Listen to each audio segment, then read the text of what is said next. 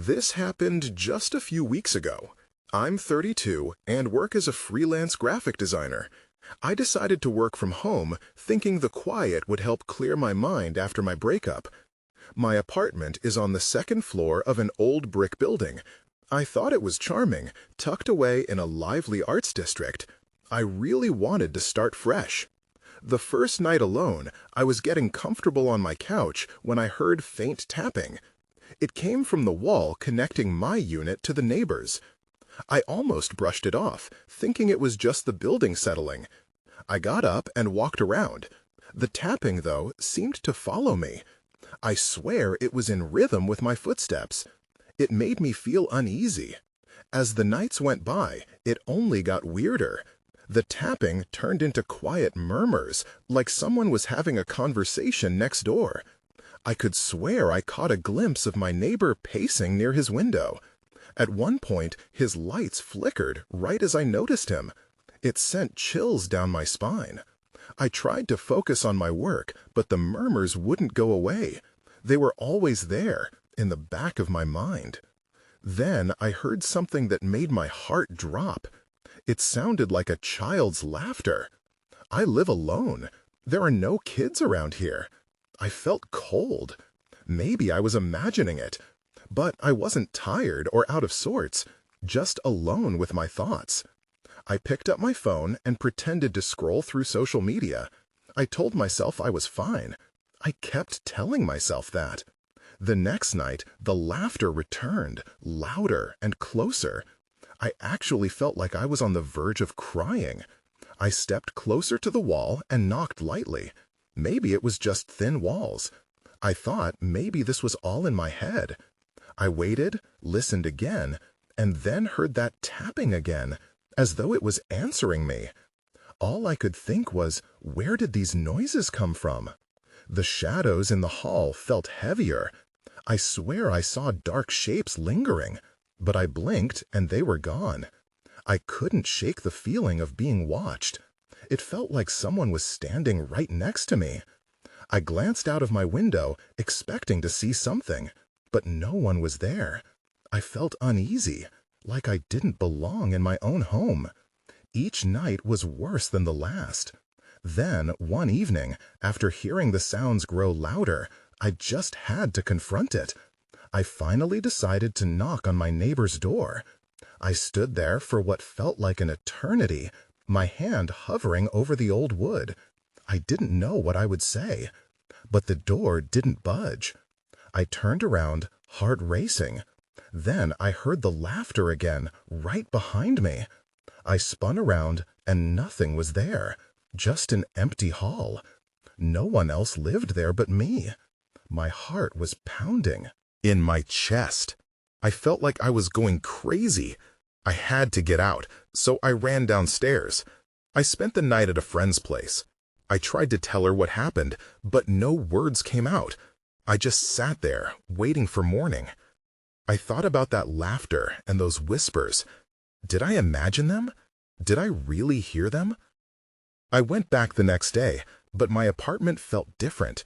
I kept questioning what was real, what was happening. I thought I could handle it, but the sounds still echoed in my mind. I just want peace. I don't know if I'll ever find it. The next day was bright, but it didn't brighten my mood. I walked into my apartment, and it felt colder, almost sterile, like the warmth I once felt had been replaced by an uneasy chill. I didn't want to admit how much I dreaded being here. I grabbed my laptop and tried to bury myself in work, hoping to drown out the whispers.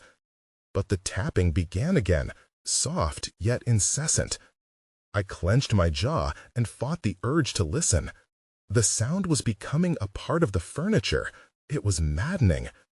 I closed my eyes, taking deep breaths to ground myself, but it did little to keep me focused.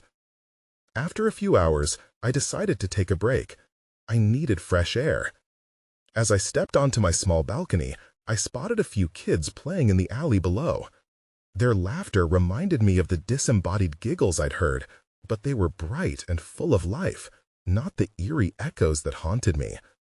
I exhaled, letting the moment wash over me. Maybe the world outside was still normal. When I came back inside, I noticed something new, a small door in the hallway. I had never seen it before. It was tucked between my unit and the neighbors, barely noticeable unless you were really looking. Curiosity piqued, I approached it. It was old and worn, the paint chipped away like it had been forgotten. I raised my hand, hesitant to knock. What if someone answered? What if nothing happened? Just then, a shiver ran down my spine. It was the laughter again, right behind me. But this time it was more than just an echo. This felt tangible, like a playful nudge. I spun around, heart racing, expecting to see a child standing there. But there was nothing. The hall was empty. I turned back to the door. There was something pulling me toward it. My fingers trembled as I reached for the handle. As I pushed it down, it creaked loudly, echoing down the hall. My pulse quickened. I wanted to bolt, but my curiosity held me in place. The door swung open, revealing a dark space beyond, the shadows inside swallowing the light. I couldn't see where it led. The murmurs spilled from the darkness, faint but unmistakable. My breath caught in my throat. What was happening? Then, from deep within, I heard a voice. It was just a whisper, but it felt hauntingly familiar. "Help me." I recoiled, stepping back as the hairs on my arms stood up. Instinct kicked in, and I slammed the door shut, heart hammering against my ribs. Panic coursed through me. I took a few steps back, staring at the door as if it would come alive. I had to get out. Just when I turned to run, the door rattled violently, the handle twisting as if someone or something was trying to get out. I knew I couldn't stay here any longer. I grabbed my things and fled down the stairs, the unknown sounds chasing me with each hurried step. Outside, I took a deep breath, my heart pounding. But then something caught my eye. Just as I turned to look back at the building, I noticed a figure in the window of my apartment, silhouetted by the fading light. I squinted, trying to make sense of it, but the figure vanished. What was happening in my home? As questions filled my mind, dread sank deep into my bones. I needed answers, and fast. I spent the next day avoiding my apartment, lingering in coffee shops and wandering the streets. I could feel the heat of curiosity and fear battling inside me. I needed to confront what was happening, but the thought of returning to that door sent shivers down my spine. I told myself it was just an old storage space, nothing to worry about. But that voice, "Help me," replayed in my mind like a broken record. By evening, the anxiety pulled me back toward my building. I had barely stepped inside when the whispers resumed. They were louder now, echoing eerily off the walls. I froze, glancing at the hallway. The door was still there, seemingly innocuous, but I could feel it calling me again. Ignoring it for the moment, I hurried into my apartment. The silence inside was suffocating. I tried to distract myself with work, but the tapping noise returned, this time paired with muffled giggles. I pressed my palms against my ears. This was too much. I needed a clear head. After some time, curiosity overpowered my fear. I stood up and walked cautiously toward the hallway. The door loomed before me, its chipped paint reflecting years of neglect. My heart raced as I reached for the handle. Just as I was about to twist it, the laughter crescendoed. I gasped, pulling my hand back. Suddenly, I heard a loud crash behind me. I spun around, pulse quickening. My apartment's door had slammed shut, leaving a hollow sound in the air. I took a step back, caught between the door in the hallway and the heavy wooden door that now felt like a prison. What was happening? Gathering my bravery, I turned back to the hall door. This time, I didn't hesitate. I opened it just enough to peek inside. The darkness swirled before me like a living thing. The whispering was clearer now, and as I leaned in, I could make out more syllables, words. A name, maybe? Anna. Something tugged at my memory. I felt a pang of recognition, though I couldn't place it. "Anna," I murmured. The whispers grew frantic, and I nearly shut the door again, feeling overwhelmed. But then I noticed a flicker of light inside, illuminating a small object on the floor. "I have to know," I whispered to myself, and stepped halfway into the shadowed room. My foot hit something soft. I looked down and found a doll with glassy eyes and tangled hair propped up against the wall. It felt wrong, out of place in the damp, cold darkness. "Why are you here?" I found myself asking, despite knowing it was insane to talk to a doll. As I grasped it, I felt a sudden heat against my skin, almost like an electric charge. I gasped and dropped it, stepping back quickly. That's when I saw it, a shadow emerging from the far corner of the room. The light flickered again, and for a split second, I swore I saw a face. A girl, the same age as the laughter I had heard, her expression twisted in despair. Just then, the door slammed shut behind me, cutting off my escape. The laughter turned into frantic screams echoing off the walls. Panic exploded inside me. I pounded against the door, but it wouldn't budge. I was trapped. The girl in the shadows stepped closer, and I suddenly understood. Whatever had happened in this building was more than just rumors. Somehow, I was tied to it. I needed answers. But now, it felt like I was running out of time. I just needed to get out. I pressed my back against the door, holding my breath. That's when I heard it again, the voice, this time louder and clearer. "Help me!" I held my breath, the voice ringing in my ears. "Help me!" It echoed with a haunting pleading that sent chills down my spine. The girl stepped closer, her form coming into focus against the flickering light. I could see now she was wearing a dress, frayed and dirty, like she had been lost for a long time. Fear clutched at my chest. "What do you want?" I finally managed to squeak out, my voice barely above a whisper, heavy with terror. The girl didn't respond verbally, but I could see the urgency in her expression. Suddenly, the doll's glassy eyes caught the light again. It lay harmless and forgotten on the floor, yet a sense of foreboding washed over me. "You've been here too long," the girl mouthed silently, points to the doll. It was a warning. Still pressing my back against the door, I turned my attention to the room.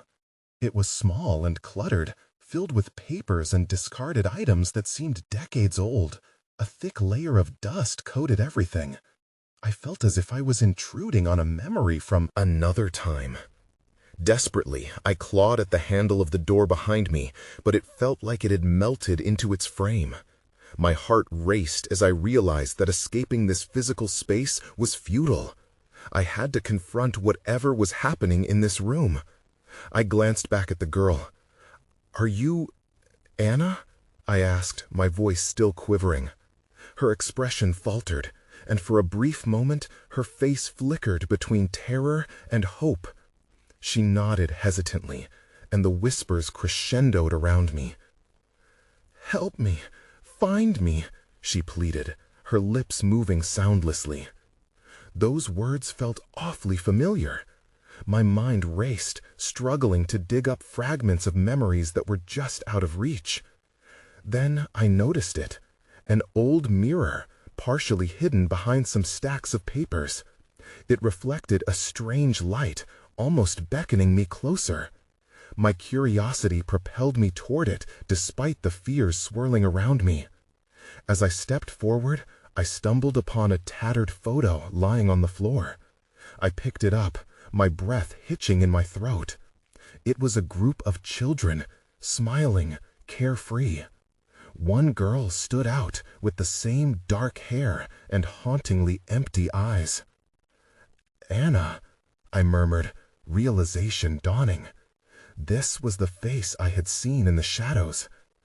"I remember," I breathed, but before I could finish, the mirror flickered. Suddenly, a rush of cold air shot through the room, cutting off my words. I turned back to Anna, but she was gone. The light dimmed, and the laughter turned into a mournful wail. Panic rose within me again, and I whipped around, searching for a way out. I threw my weight against the door, and this time, it sprang open. I stumbled out into the hallway, disoriented. The comforting familiarity of my apartment was just a few steps away. But as I turned to escape, I felt a pull, a compulsion to look back. Light spilled through the door, illuminating the room once more. And that's when I saw it. The doll was gone. Instinct kicked in, and I bolted without a second thought. As I reached my apartment door, I slammed it shut. Heart pounding, I leaned against it, panting. What had I stumbled upon? I was way over my head, and whatever darkness lingered behind that door wasn't gone. It was waiting. I couldn't shake the feeling that something had followed me back. The air in my apartment felt thick, almost suffocating. I glanced at the walls, expecting them to shift and reveal something out of the ordinary. My heart slammed in my chest as I took a deep breath, willing myself to calm down. I needed answers about Anna, the girl in the dirty dress, and the doll that had vanished. Why had she reached out to me? What did she want? I paced the small living room, searching for a way to piece it all together. My gaze landed on the old box of family photos stuffed away in the corner. Pushing the box open, a cascade of memories poured out, but it was the photo of my childhood that caught my eye again. I had always been drawn to that picture. I could almost hear Anna's soft voice whispering, "Help me." The sensation tugged at my heart, threading fear and curiosity together. I grabbed the photo and flipped it over. There were names written on the back: Anna, Lily, and the others. I realized now I didn't just recall her face. I remembered playing with Anna in that long-forgotten memory. The sound of laughter bounced in my mind. It felt so real, yet so distant. Suddenly, I heard a noise, a faint creaking from the kitchen. My body tensed up. "It's just the old pipes, just the wind," I reassured myself. But as I moved toward the kitchen, a chill ran down my spine. I reached for the doorknob slowly, half expecting to see something lurking behind it. I threw the door open. Nothing. Just the empty space with a flickering light. But then my eye caught something, an old stuffed bear lying on the kitchen floor. I didn't own a stuffed bear. I kneeled down to inspect it. The bear was worn and had a strange familiarity that sent shivers along my arms. Why was it there? I picked it up, and that's when a feeling washed over me, a haunting echo of Anna's presence.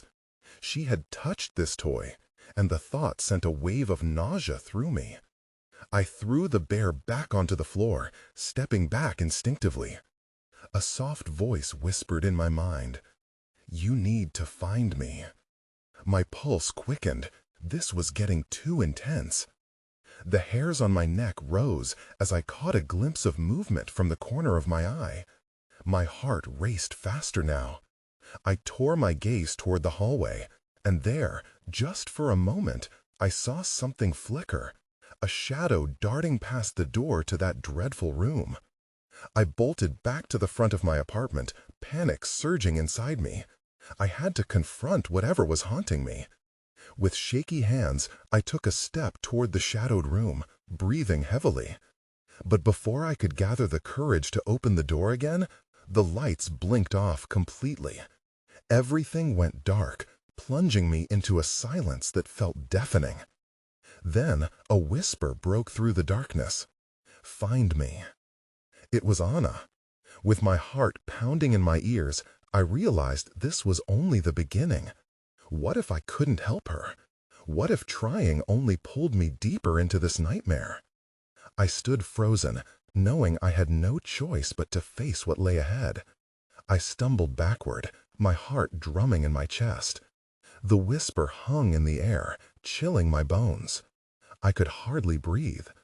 I wanted to scream, to shout for help, but that would only place me in an even darker nightmare. Instead, I squeezed my eyes shut, hoping it would all fade away. But when I opened them, the darkness remained. I felt along the wall for the light switch, and when I finally flicked it, a dim light flickered back on. The shadows still lingered, wrapping around the corners of my apartment. I felt their weight pressing down on me, as if they were alive. Something was wrong. This wasn't just a trick of the light or my mind. The atmosphere in the room shifted, as if I had crossed into another realm where panic had woven itself into every object. My thoughts raced, swinging toward Anna again. She needed me, but how could I help her if I didn't even know what she needed? I glanced around, and my gaze landed on the old box of photos. It called to me with a sweet familiarity. The memory of Anna's laughter echoed in my mind again, slicing through the thickening fear. I hurried to the box, my breath coming faster. I rifled through the pictures, searching for something, anything, that could explain the connection. Then I saw it. A faded photo I barely remembered. It showed a group of children playing in a park, the sun dripping gold over their innocent faces. Anna stood in the center, her dirty dress contrasting with the bright colors of the others. In her hand, she clutched a doll. Tension knotted in my gut. The memory rushed back like a tidal wave. I could feel the joy of that day, but holding on to it would mean confronting whatever darkness had taken over since. What happened to that doll? Before I could ponder it any longer, there was a knock at my door. My breath caught in my throat, and for a moment I almost didn't want to answer it. Who could it be? Was it more than just my imagination? I hesitantly walked toward the door.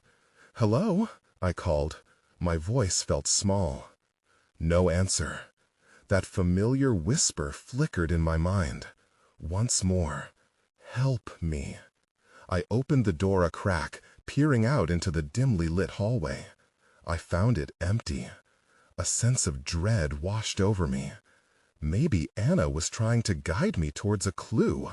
Or perhaps... Out of the corner of my eye, I noticed something lying on the ground. It was the doll, just like the one in the photo, but battered and worn. My heart dropped. How did it get there? That chill returned, running down my spine as I reached for the doll. The moment my fingers touched it, a rush of images flooded my mind. Laughter, the sounds of children playing, but along with it, screams, darkness, and a feeling of lost. I staggered back, the doll slipping from my grasp and hitting the floor with a soft thud. Suddenly, another whisper sounded, clearer this time. "You have to find me. They're watching." The weight of those words settled over me like a heavy blanket. Who was watching? And what did they want from me? My heart raced as I looked around, feeling the oppressive presence creep deeper into my apartment. Then, through the flickering light, I saw movement down the hallway again. This time, it was not just a shadow. My breath caught in my throat as a child's figure appeared, peering back at me with wide eyes. "Anna," I whispered, but the figure dissolved into the darkness before I could take a step forward. Fear sank into my bones, but there was one thing I knew for sure.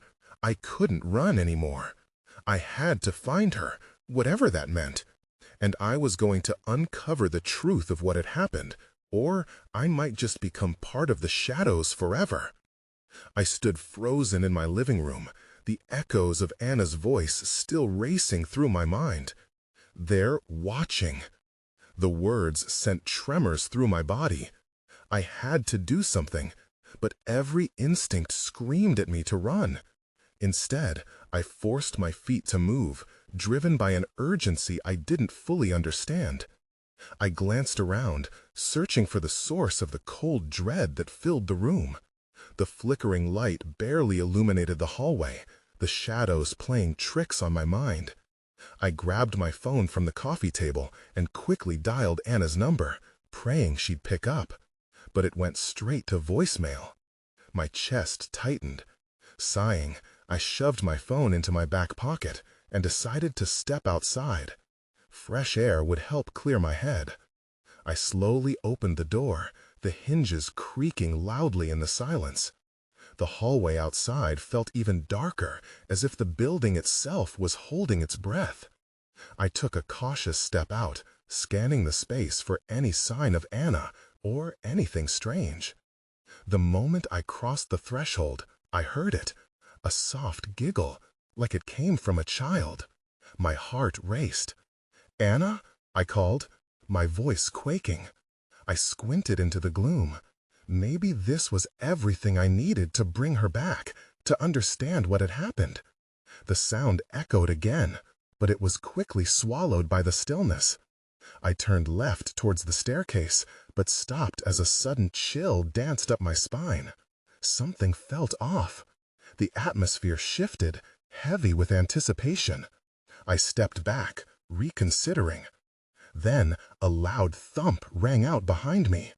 I spun around, pulse pounding in my ears. The noise was unmistakable. It was coming from my apartment. Taking a deep breath, I dashed back inside.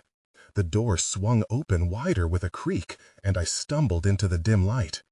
At first, everything seemed in place, but as I moved further into the room, I noticed a shadow flit past the window.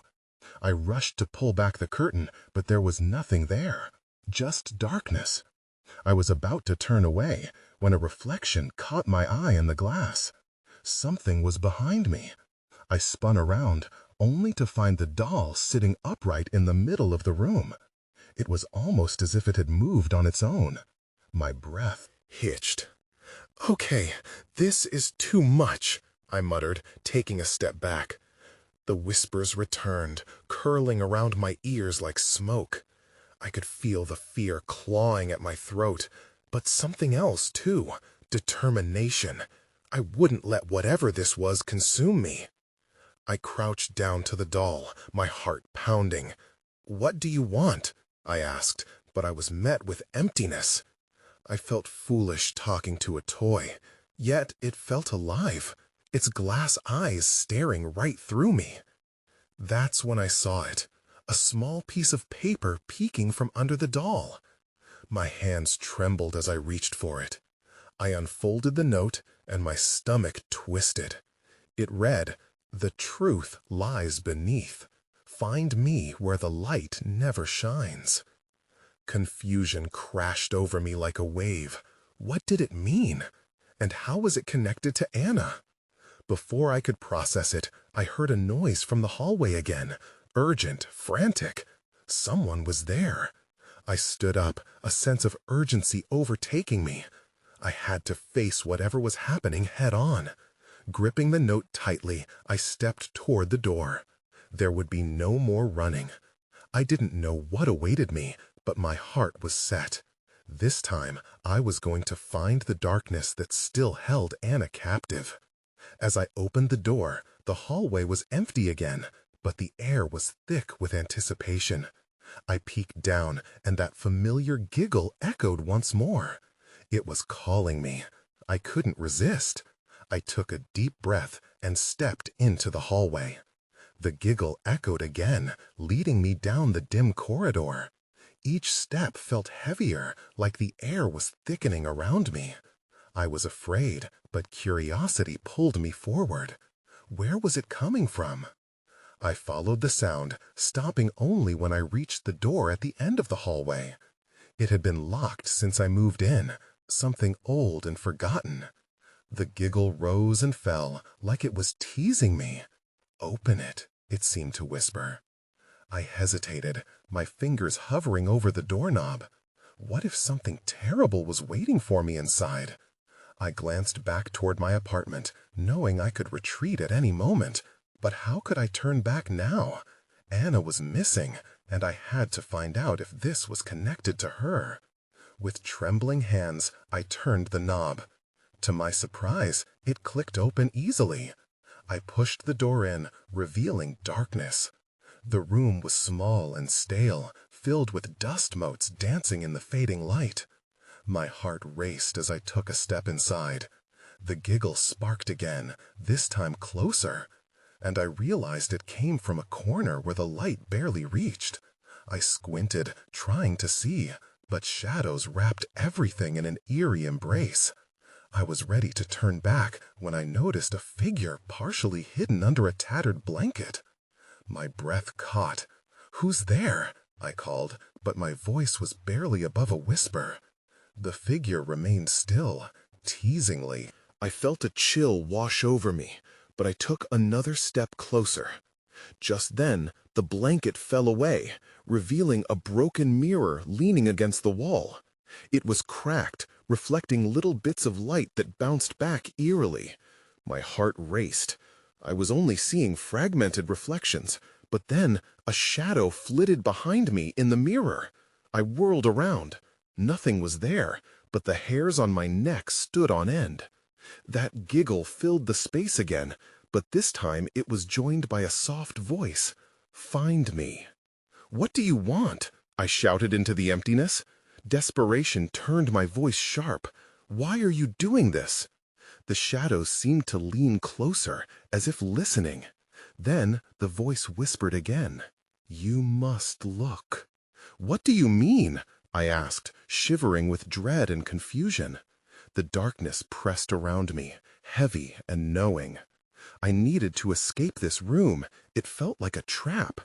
I turned back to the door, but it slammed shut behind me with a deafening bang. Panic surged through me as I yanked on the knob, but it wouldn't budge. "Let me out!" I cried, pounding on the door.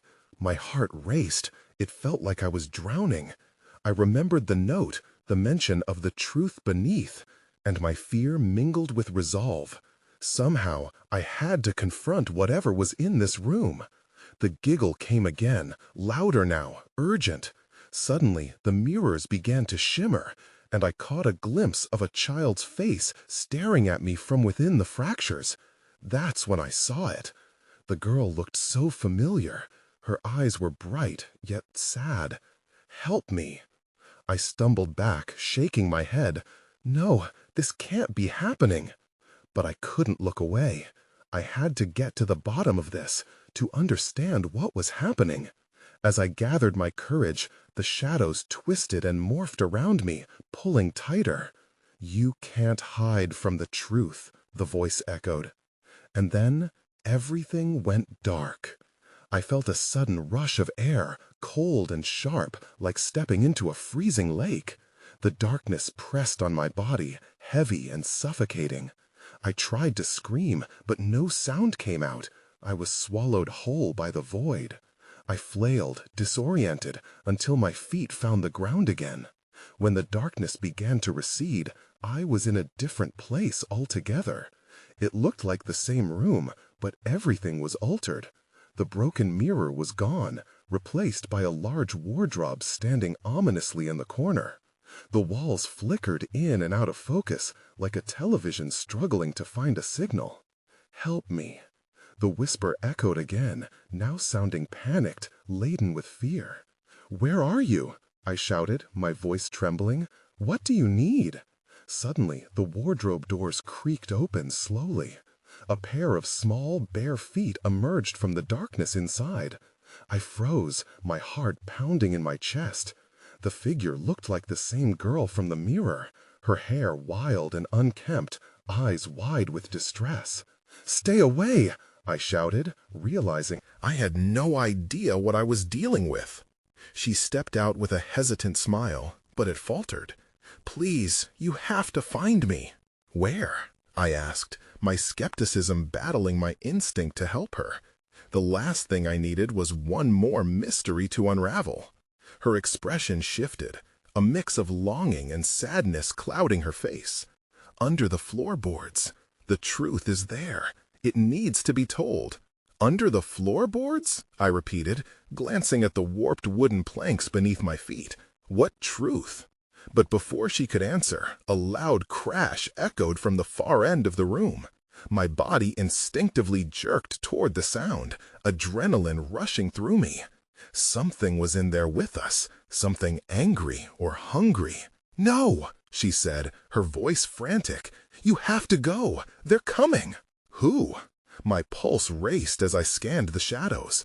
All I could think was that I had to get out of this room, but the door was still closed. Before I could react, she pointed directly at the floor. "You need to find it now." I looked back down at the old floorboards, recognition dawning. The note I had found hinted at something beneath. Maybe this was Anna's connection. As fear gripped me, I dropped to my knees and dug my fingers into the edge of the nearest board, prying at it with all my strength. The crashing noise grew louder, a menacing rumble that made me want to stop. But the girl wouldn't let me. "Please." With a final tug, I pried the board loose.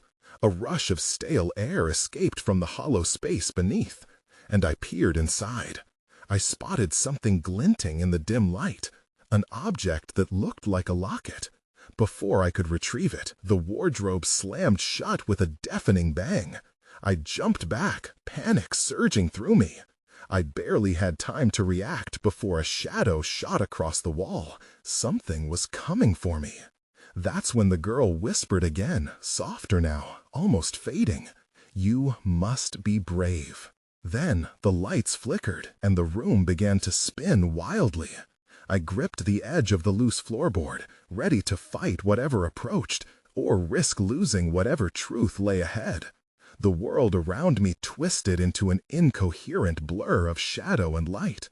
I found myself on my knees, clutching the loose floorboard, gasping for breath. The air vibrated with an urgency that threatened to swallow me whole. I felt a wild pull toward the darkness, but I couldn't afford to give in. Whatever was looming in the shadows was growing closer, its presence suffocating. "Help me," came a voice, but it wasn't Anna's. It was strained, desperate, tinged with sorrow. I closed my eyes, forcing myself to focus through the chaos. Something deep inside urged me to remember that locket. A lifeline, maybe? With shaking hands, I loosened the floorboard further, desperation drowning in the cold sit of fear. In a final burst of adrenaline, I wrenched it free and reached into the hollow space. My fingers brushed the cool metal of the locket, and I pulled it out triumphantly. The moment I clasped it tight in my hand, the darkness around me pulsed violently as if it were alive. I could feel a change in the air, a shift, a tangible resistance against the encroaching doom. "Anna," I breathed, remembering her faded eyes and the urgency in her silence. "This is for you." The locket felt warm against my palm, a heartbeat that tethered me to something greater. I pressed it against my chest, and in that instant, a blinding light erupted from it. The shadows recoiled, hissing in retreat. I braced myself, clutching my breath, determined not to let fear paralyze me. "Find me," Anna's voice echoed again, clearer this time, filling the expanse around me. I turned toward the source, my heart racing, and began to run. I bolted toward the wardrobe, the shadows swirling violently as they struggled against the brightness illuminating from the locket. I felt drawn to the figure of the girl I'd seen before, standing just beyond the edges of the room, her expression alternately pleading and threatening, as if she were both my guide and captor. I could sense the urgency in her movements, but the flicker of light from the locket steeled my resolve. "I won't let you get swallowed by this," I whispered, glancing back toward the encroaching darkness. "Help me," she cried, and I followed her voice. The shadows writhed as I forged ahead, holding the locket before me like a shield. Just as I reached for her, the darkness whispered back, "You don't belong here." The weight of its presence pressed down on me, and for a moment I hesitated, thrown off balance. "Find the truth," I heard Anna and the girl. Another flash from the locket illuminated everything, the walls, the floors, revealing fragments hidden from sight. I could finally make sense of the scattered memories, echoes of laughter, and the cold screams that had haunted me. With every pulse of light, the whispers gained strength. I turned back toward the wardrobe, briefly glimpsing a horrific shadow that stretched further than I realized.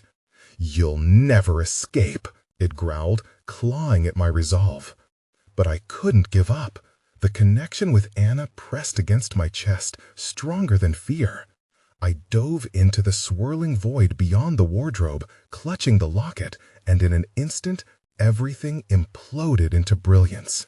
When the light dimmed again, I found myself back in my apartment, kneeling on the floor, fingertips grazing the wooden planks where the locket had lain moments before. Sunlight streamed through the window, illuminating the dust motes dancing in the air. My heart raced, and I bewilderedly scanned the space, expecting darkness to invade. But everything felt still. The whispers, the shadows, they were gone. Yet I felt the weight of Anna's presence lingering like an unanswered question. The doll still sat vacantly against the wall, and the bear was returned to the kitchen floor. Each supposed artifact held a story, a tie to the past that wasn't quite resolved. I'd fought hard against the dark, but had I truly freed Anna? I stood, heart pounding, contemplating the locket's warmth in my pocket. "What now?" I whispered, the emptiness of the room stretching around me. Was it over? Did I save her, or simply postpone the storm? Shadows still flickered at the corners of my vision, lingering like ghosts of memory, echoes of laughter that weren't only mine. I grabbed my phone, ready to dial anyone. I needed to tell someone, to share this.